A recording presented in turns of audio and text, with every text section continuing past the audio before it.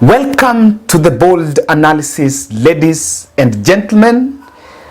Today is the 26th of July. There is a big question on whether Raila Odinga is going to attend the presidential debate or not. But of course, I'll come back here with a very good analysis on that. But in this video, I wanted us to look at a crisis meeting that was held at Anniversary Towers by Wafula Chebukati, the chairman of IEBC, with contractors and also Smatmatic virtually, in the wake of the biggest scandal that has bedeviled preparations of the August 9th general election.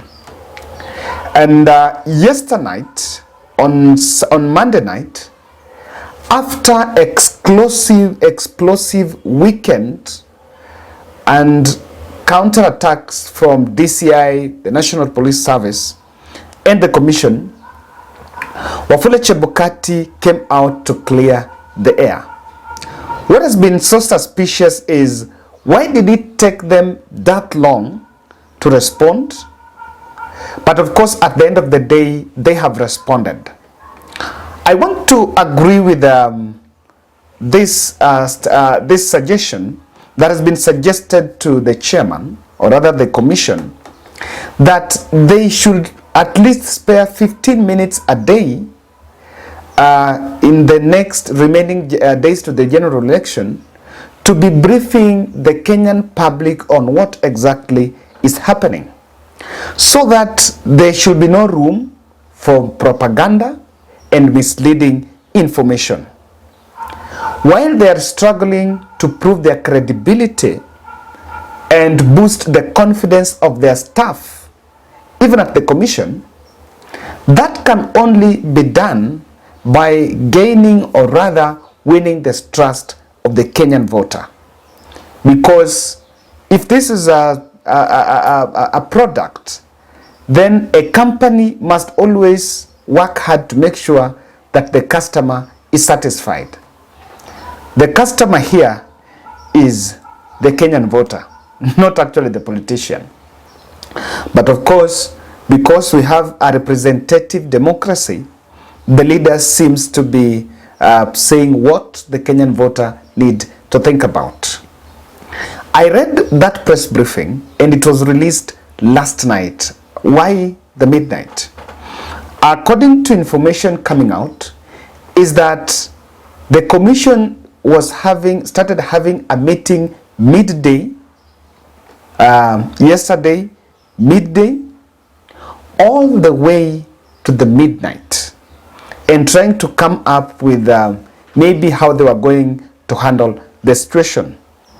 If you ask me, I will give them 60% of managing the situation, because sometimes while everyone else always wanted to hear what Chebukati is saying, first it was good because they came out then to respond, but also they gave Kenyans time to digest the information so that they will not be in the middle of a scandal. Remember, between Thursday, the foreigners were arrested on Thursday last week. There were two press releases from the commission.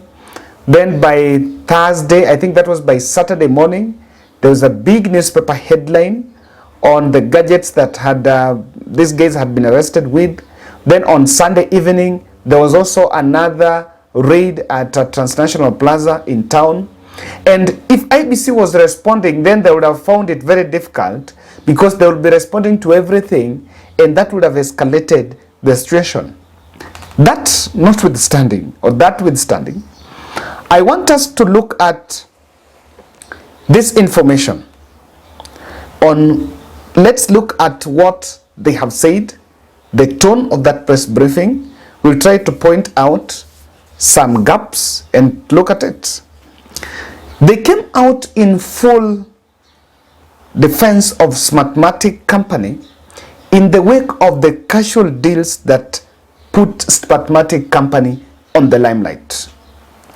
Remember, part of the question that DCI was asking is whether the three foreigners from Venezuela were actually staff of IEBC or Smatmatic, and they said that they neither for IEBC, neither for Smatmatic.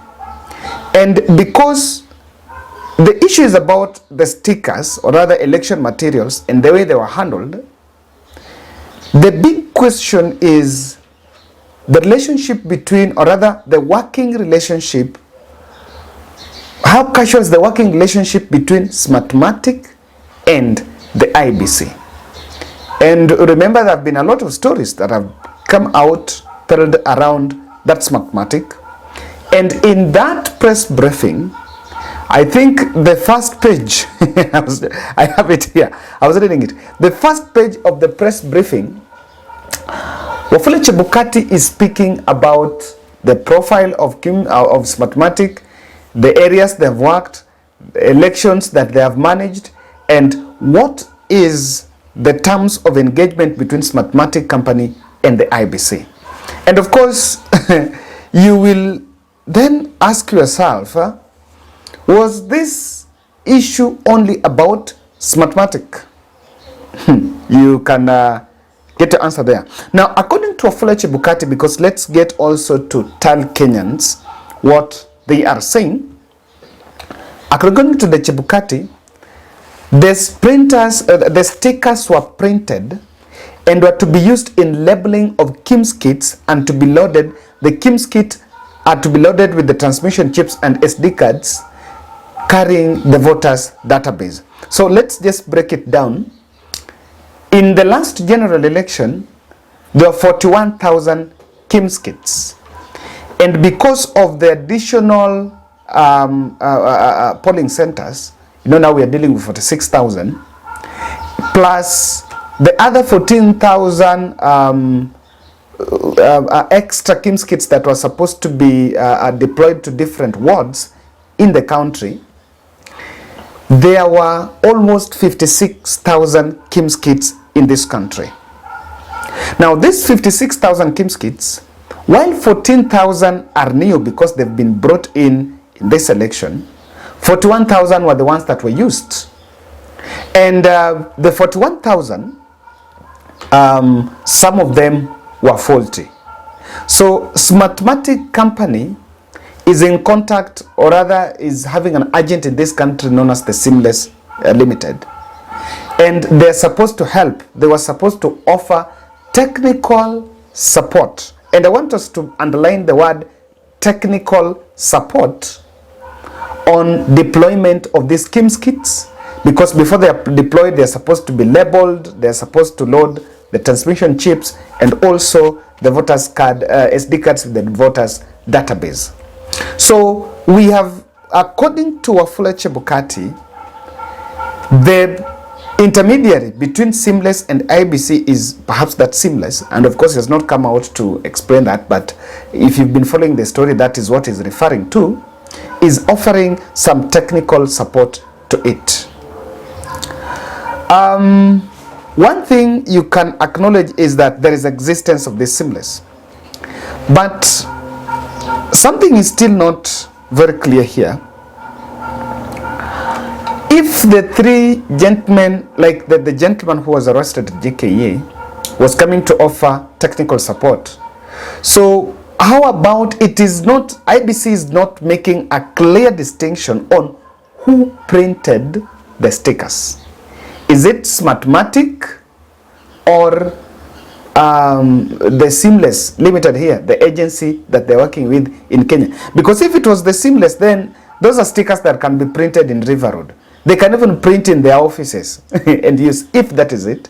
It is not yet clear on this issue about the stickers. However, let's point out some few gaps I pointed out in that press briefing.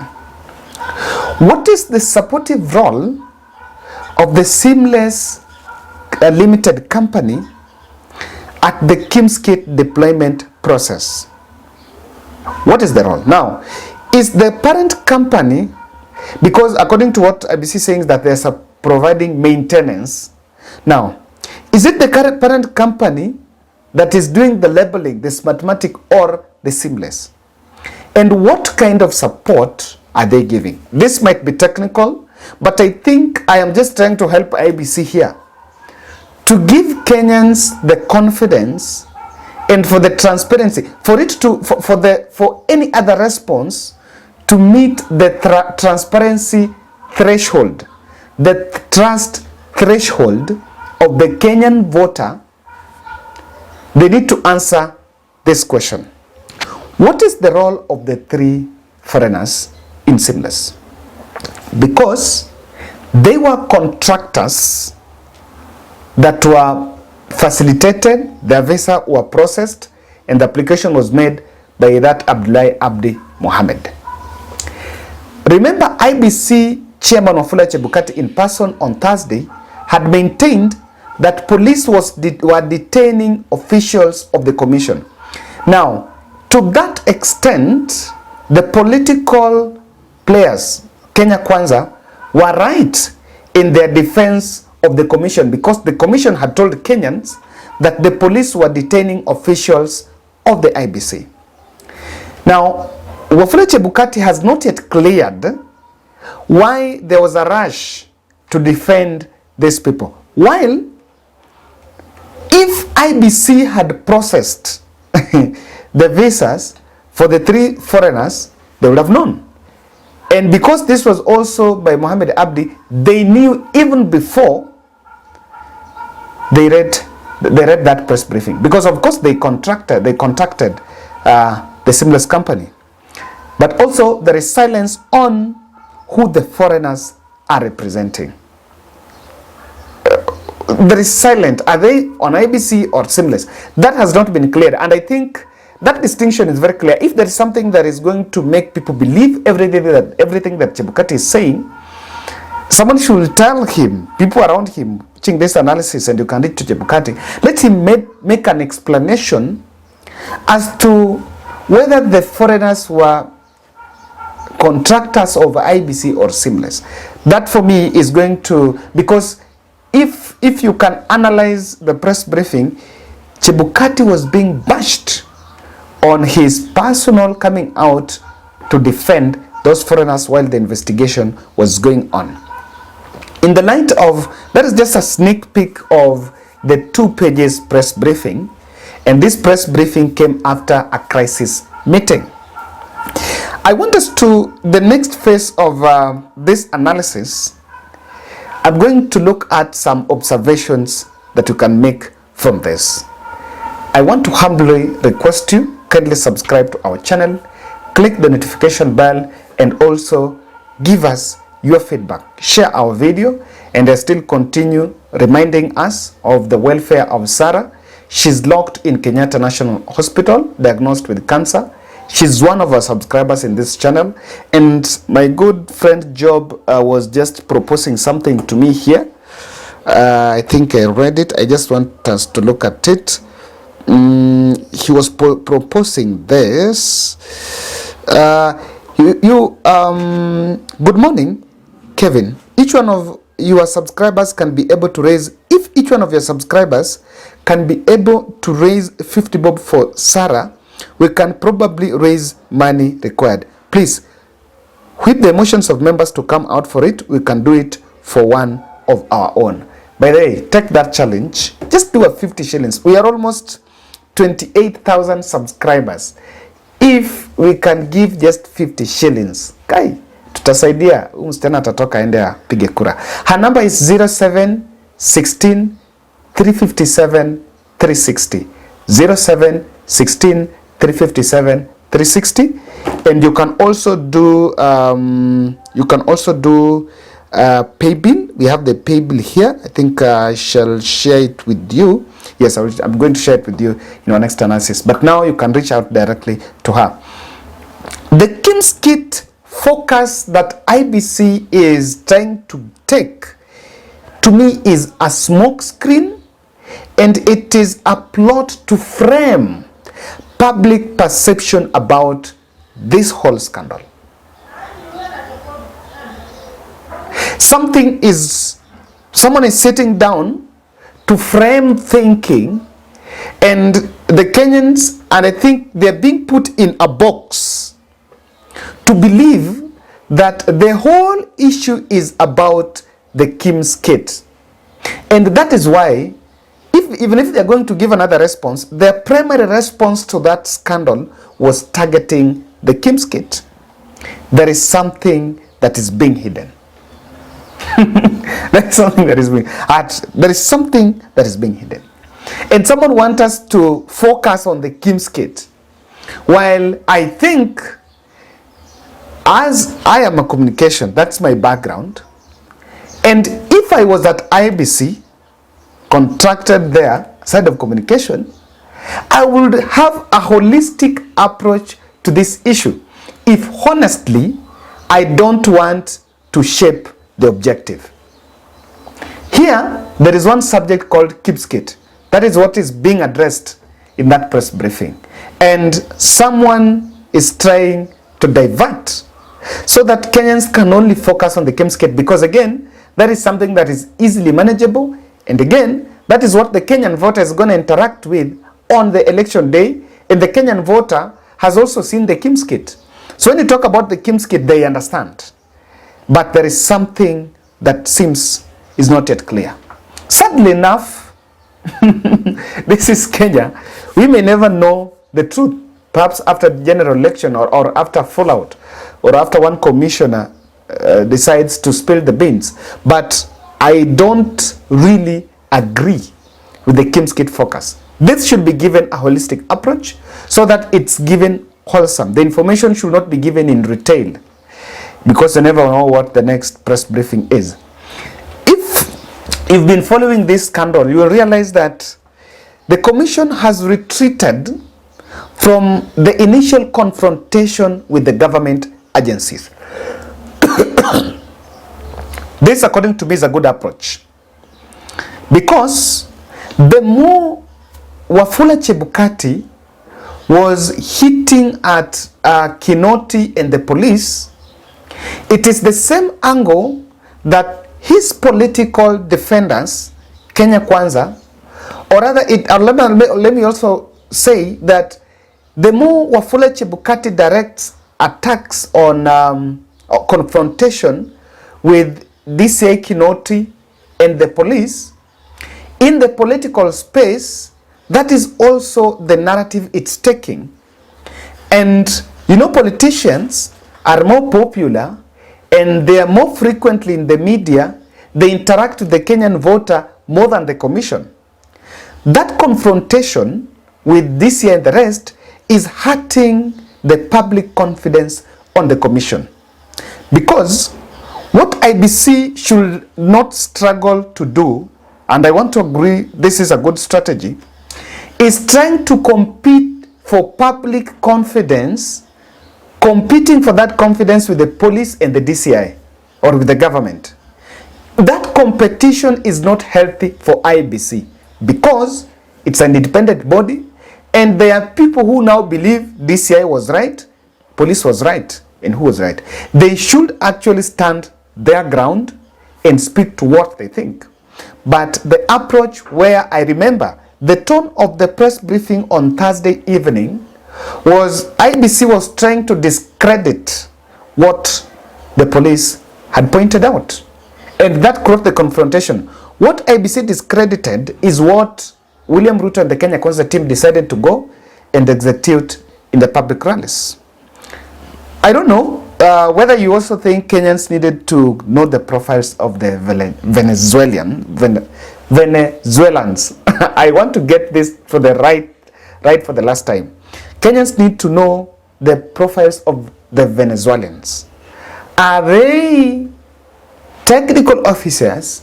Are they on digital grounds? What is their profile? Because that is the question, you know. So that if people think that these people are experts on cybercrime and all that, and so they're coming here to infiltrate the systems of IEBC and how I can do monkey business, then IEBC can say that, look here, the people that came in the country perhaps are just lawyers, or they're just teachers, or they're just clerical officers, just something there. If you give the profile to me, will also help to clear the mess. And this is a very good approach that IEBC can take. Ladies and gentlemen, whatever we were dealing with, looking at the way IEBC has managed it, there was undue pressure from Smatmatic company to clear the mess. I think my thinking is this, that in the meeting between IEBC and the Smatmatic company, they might have been pushed to task to explain, and rather reveal the relationship, because Smatmatic maybe is disowned these three gentlemen from Venezuela, even though they agree that they have an agent Seamless Limited in Kenya, but they might have disagreed with this gentleman from Venezuela and were putting the commission to explain. So the commission had no option but to come in full force in defense of Smatmatic, because they have a tender of 3.2 billion, and this is an international company that is also targeting tenders in different countries, not just Kenya, even in other East African countries, and they will want their name.